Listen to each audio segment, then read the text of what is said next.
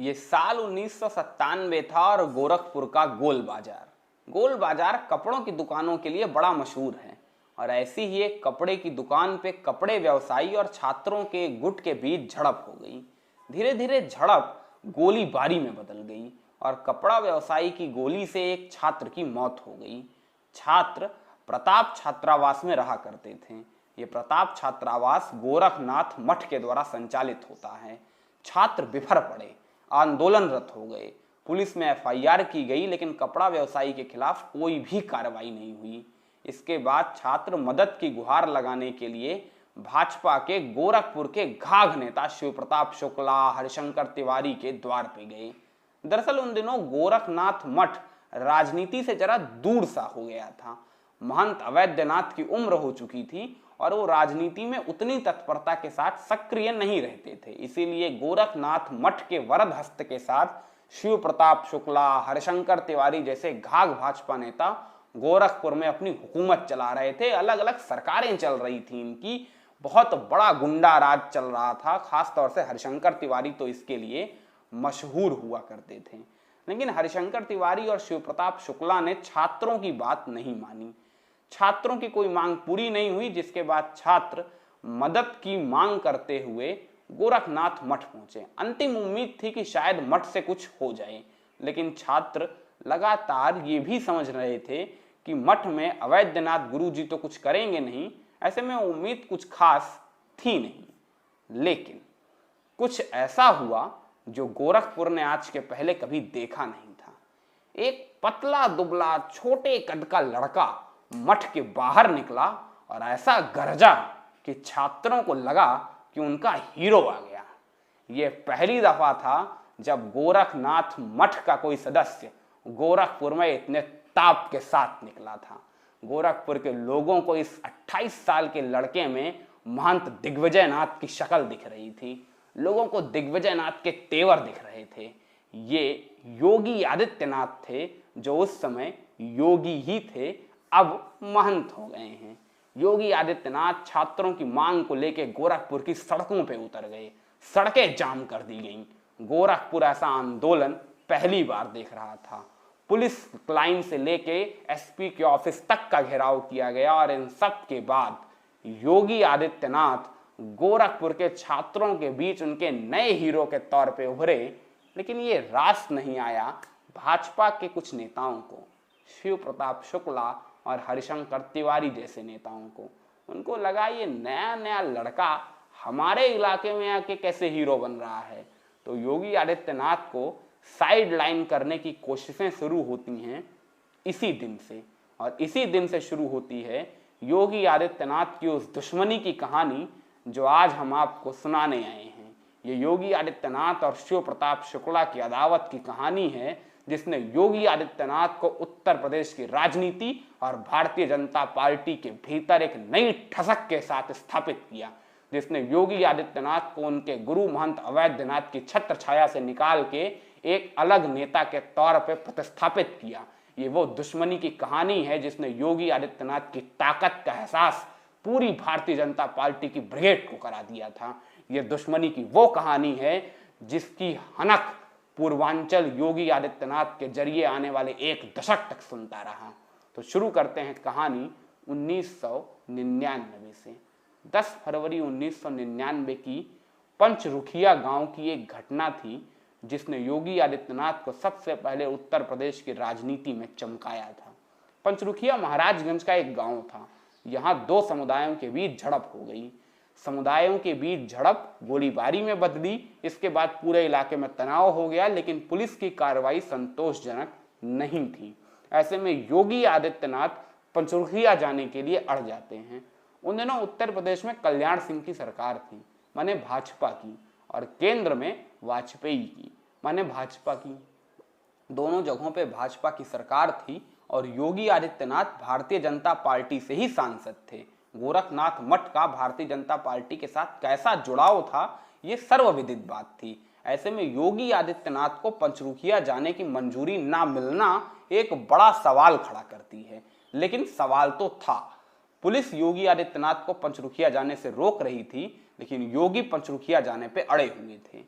फिर जब पुलिस नहीं मानी तो कानून व्यवस्था की बात समझते हुए योगी आदित्यनाथ ने पंचरुखिया जाने का प्रोग्राम टाल दिया, लेकिन कम से कम एसपी का घेराव जरूर किया, जिससे मामला कुछ दिनों के लिए शांत हो गया। लेकिन कुछ दिनों के बाद बवाल फिर बढ़ गया।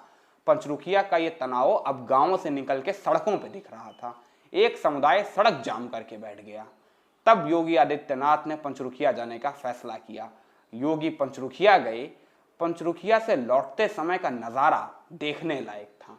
गोरखपुर की जनता ने कभी ऐसा नजारा नहीं देखा था। इतनी पुलिस की तैनाती नहीं देखी थी।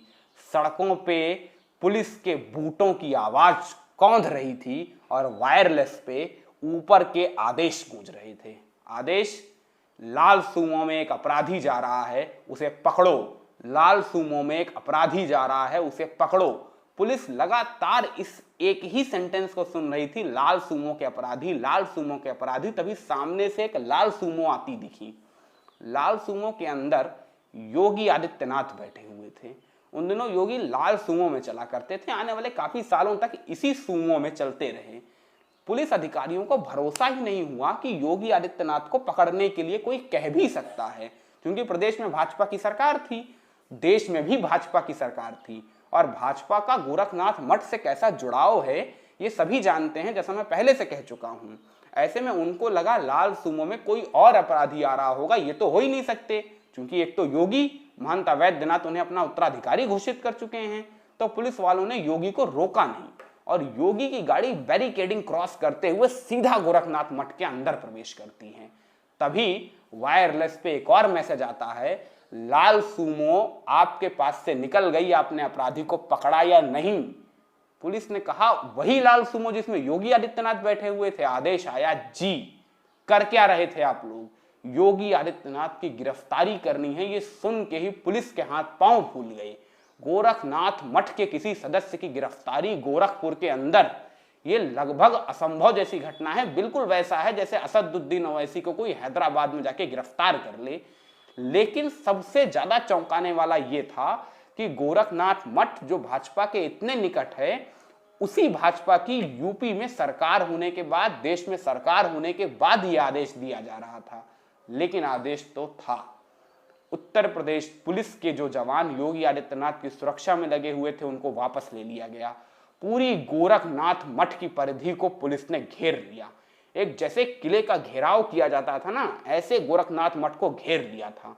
पूरा शहर छावनी में तब्दील था। किसी भी समय योगी आदित्यनाथ की गिरफ्तारी हो सकती थी। लेकिन अवैधनाथ को जब यह पता चला तो अवैधनाथ ने सीधा फोन लगाया लाल कृष्ण आडवाणी के पास। आडवाणी से बात की, वाजपेयी से बात की और फिर भारतीय जनता पार्टी के अध्यक्ष कुशाभाऊ ठाकरे से बात की। उनको बताया कि आखिर ये हो क्या रहा है, ये चल क्या रहा है, आपकी सरकार रहते हुए ऐसा आदेश हो कैसे सकता है। अंदर खाने खबर मिलती है कि यह आदेश शिव प्रताप शुक्ला ने जारी कराए थे। साफ तौर से ऐसी अफवाहें हैं, साफ तौर से सूत्रों के हवाले से ऐसी खबरें हैं कि शिव प्रताप शुक्ला ने योगी आदित्यनाथ से अपनी निजी अदावत का बदला लेने के लिए सिर्फ बदले के तहत की गई कार्रवाई के कारण योगी आदित्यनाथ की गिरफ्तारी के आदेश जारी किए थे। और जब कैबिनेट मंत्री का आदेश था तो पुलिस उसे करने के लिए मजबूर थी। शिव प्रताप शुक्ला के आदेश देने की खबर योगी को भी मिली, लेकिन कुशाभाऊ ठाकरे से बात करने के बाद योगी की गिरफ्तारी टल चुकी थी। गोरखनाथ पीठ के बाहर का पुलिस का घेराव समाप्त हो चुका था। शहर सामान्य हो गया था, लेकिन योगी सामान्य नहीं चल रहे थे। योगी का दिमाग लगातार शिव प्रताप शुक्ला पे केंद्रित था। योगी को पता था कि अगर उन्हें राजनीति में स्थापित होना है तो गोरखपुर के इन पुराने घाघ नेताओं को साइड करना ही होगा। लेकिन शिव प्रताप शुक्ला का जलवा था भाई साहब, इमरजेंसी के जमाने का नेता था। जनसंघ के समय आपातकाल में जेल गए थे, एबीवीपी में भी रहे थे और गोरखपुर से 5-5 बार विधायक रह चुके थे, 2-2 बार कैबिनेट मंत्री का दर्जा पा चुके थे। ऐसे नेता को हटाना कोई मामूली बात है, और वो भी बिल्कुल राजनीति में नए खिलाड़ी को। लेकिन कहते हैं पूत के पांव पालने में दिख जाते हैं। ये योगी थे, ठसक के साथ काम करने वाले। योगी को लगा कि अगर शिव प्रताप शुक्ला को साइडलाइन करना है तो गोरखपुर के आसपास के इलाकों में अपना प्रभाव जमाना होगा। पंचरुखिया हत्याकांड के बाद योगी आदित्यनाथ की पॉपुलैरिटी को तो पंख लग ही चुके थे, तो लगे हाथ योगी आदित्यनाथ ने हिंदू युवा वाहिनी भी बना डाली और हिंदू युवा वाहिनी के सहारे लगे गांव-गांव प्रचार करने। योगी आदित्यनाथ की पॉपुलैरिटी लगातार बढ़ती जा रही थी और ये शिव प्रताप शुक्ला जैसे नेताओं को रास नहीं आ रहा था, लेकिन फिर भी उनको लग रहा था कोई बात नहीं, अभी तो बाजी हमारे हाथ में है, ये नया नया लड़का आखिर कर क्या लेगा। लेकिन क्या कर लेगा, इस बात का पता शिव प्रताप शुक्ला को चला 2002 के चुनाव में, जब योगी ने शिव प्रताप शुक्ला से अदावत का बदला ऐसा लिया कि शिव प्रताप कभी भूल नहीं सकते हैं। ये साल 2002 के उत्तर प्रदेश विधानसभा चुनाव थे, जब पहली बार भाजपा ने योगी का टशन देखा था। दरअसल योगी आदित्यनाथ गोरखपुर विधानसभा सीट से डॉक्टर राधा मोहन दास अग्रवाल के लिए भाजपा का टिकट चाह रहे थे। उन्होंने इस बात की सूचना संगठन को दे भी दी थी कि अगर डॉक्टर राधा मोहन दास अग्रवाल को टिकट दिया जाता है तो उनकी विजयश्री पक्की है और विजय की गारंटी खुद योगी आदित्यनाथ ले रहे थे। लेकिन भाजपा का संगठन योगी आदित्यनाथ को एक कच्चे खिलाड़ी के तौर पे देख रहा था। एक तो भाजपा गुटबाजी की भी शिकार थी और इन तमाम गुटों में से योगी समर्थक गुट एक भी नहीं था।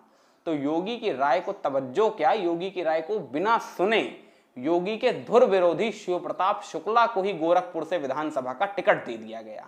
अब ये योगी आदित्यनाथ के लिए सम्मान का विषय बन गया, सम्मान का प्रश्न बन गया कि योगी आदित्यनाथ की नापसंदगी के बावजूद योगी आदित्यनाथ के धुर विरोधी शिव प्रताप शुक्ला को गोरखपुर विधानसभा से टिकट दे दिया गया है।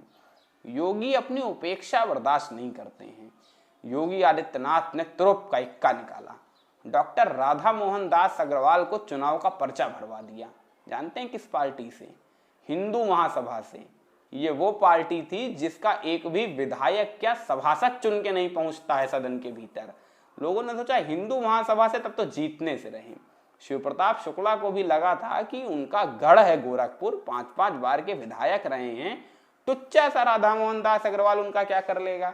लेकिन उन्हें एहसास नहीं था, इल्हाम नहीं था कि इस दफा राधा मोहन दास अग्रवाल के पीछे योगी आदित्यनाथ का पंजा लगा हुआ है और योगी आदित्यनाथ से अदावत कितनी महंगी पड़ती है ये शिव प्रताप शुक्ला को इसी चुनाव में पता चल गया।